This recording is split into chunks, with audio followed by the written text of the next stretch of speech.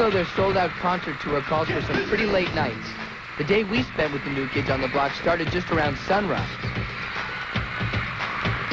In New York to make the video for their latest hit, This One's for the Children, they gave us a glimpse of their backstage lives, as well as a look at all the hard work that's made them today's hottest musical group. Sleeping? There's work to be done.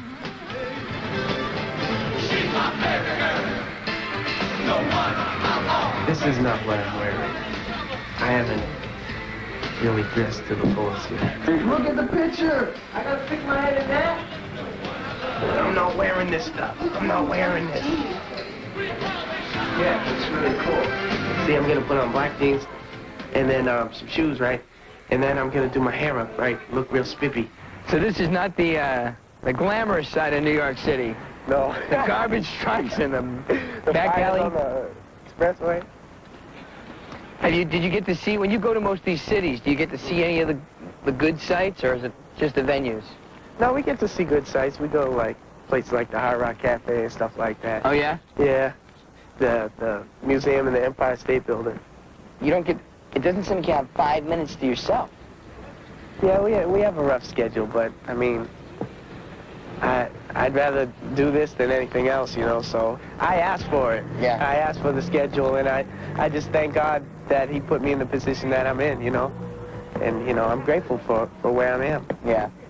Is it hard to get it, to keep your own sense of self, like, who am I, because of, not just because of the pressures, but because of you're one of a group? Yo, Cheese. Word. Yo, what's up, Cheese? How you feeling, man? How you doing, Joe?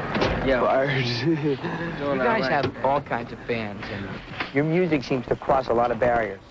I mean, old or young, or rock and roll, or rap, or black or white. I mean, it's kind of like it's colorblind. Everyone thought we were black, and I know people were bugging like over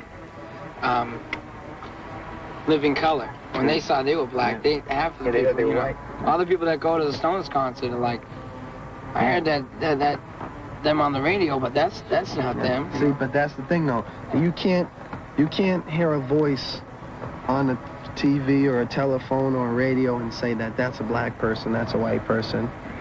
How do you know what it is? You can't see them. You know, music doesn't have a color. It only has a sound. It's not black, it's not white, it's not red, it's not green, it's not yellow. But you grew up in Boston, which is a pretty segregated town, right? A lot of people say Boston is real bad. I mean, Boston does have racism everywhere. There's racism everywhere, though. You know what I mean? But Boston's reputation is because of when the school busing started. And there was a lot of real big racial, you know, controversy going on. And that's when they wanted to desegregate the schools. They wanted to put white kids into black neighborhoods to go to school with black kids and vice versa. And the parents, it was mostly because of the parents. I mean, they were outraged. They were like, no, you're not putting my son in this school with those and my kids in that school with them. But the kids were like, I just want to go to school, or I just don't want to go to school. The kids that didn't want to go to school. But, you know, but this is why we try and aim a lot of our message to kids, because kids are blind and they're ready for molding. You know, the kids, when we went to the schools with kids of other races and other ethnic backgrounds and stuff, it was great. It was just like nothing, we just felt like we were supposed to be there. We didn't look at it like, why am I in school with black kids or Spanish kids or Chinese kids? It was just like, this is my school. So is that your message? Is that what you want to give to your fans, to your audiences? We just want to reach young people and show them that open-mindedness and not blindedness is the only way to go, so your hands won't be binded like this. You know what I'm saying? Because it's true, kids get taught as they grow up.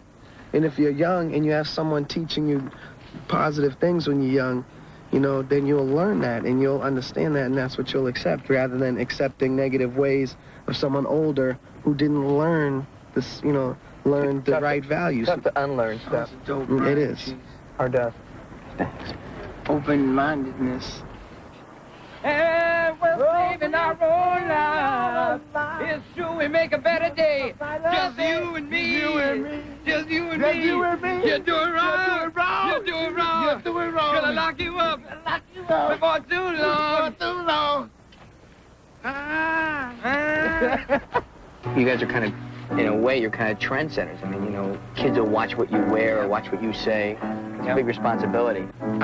Yeah, well, that's just us, you know. It's not, we don't say, well, you know, let's do that to make a good image, you know, to sell more records and stuff. That's just us. Yeah. And that's the way we want to be. But, you know, it's funny because all the mothers always come up to us.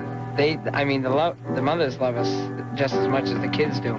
Because, you know, there's always, you know, the stereotype of a rock band is like girls and drugs and it's just a bad picture they get at first. But when they see us, they're just happy that the kids are looking up to us. You're making a little girl very happy. Yeah. Ooh, how cute they are. Thank you very much. Yo, roses, roses. We have all your pictures all over the room. Now I can see why she wants them up. Thank you very much for giving her this opportunity. That was very sweet of you. I think they should call this New Kids magazine. This tells you the real person you are. There you go. You read that and you tell me if that is like what you are. That's based on your signature. In graphology, this looping is a sign of an uninhibited person who expresses himself artistically. That's what that means about me.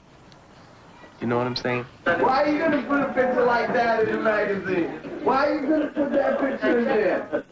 You realize Jordan is a true artist. You realize that, don't you? That's right! Oh! As soon as his feet hit the stage or you hear his golden voice. Did you have the guy do this? In fact, Jordan holds nothing back when it comes to dancing up his storm in concert. Danny Wood looks very nice there. Skin very fresh and new. That's Danny. He's my boy. The teen idol part about being a musician who happens to be popular. Is that okay with you? I don't look at myself as a teen idol, you know. Yeah. When I get one of them magazines, I just look at it, and it's fun to look at. Our pictures are all in it, and I see a picture of Donnie or Joe or something. It's just fun to look at. I don't look at us like, we're idols, we're teen idols. I just look at it like those are my friends and me in the magazine, and we're in a magazine. But the last thing I want to talk about is the drug message that you guys get into. You know, about your stance on drugs. Mm-hmm. Did you have a lot of it offered to you when you were in school?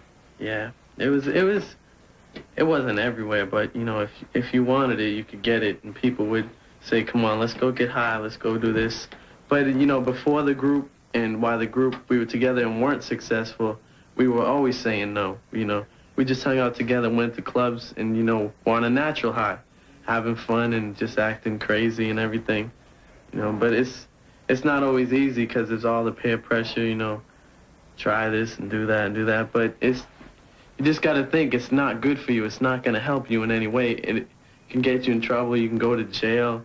You know, the long-term effects and everything. So it's just bad. How do you deal with pressure and stress when you're 10? Yo, man, it's crazy. It's crazy. I can't even say what happens. No, I get zits, man, all on my face because of pressure and stress. Do you work out? Do you run? Do you scream? It don't help. You know. When you're a minor league ball player, if you make an error, everybody says, well, he's a minor leaguer. Yeah. You guys are major league now. And it's like, we're all the way up here. It's a long way to fall.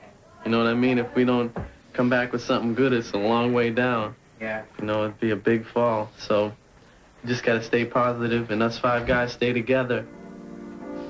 We'll keep coming up with good music. I've been thinking about the video you're making tonight. Tell me about the words of this one for you. What does it mean for you? Well, it's to make people aware that there's other kids in the world that are starving and are homeless.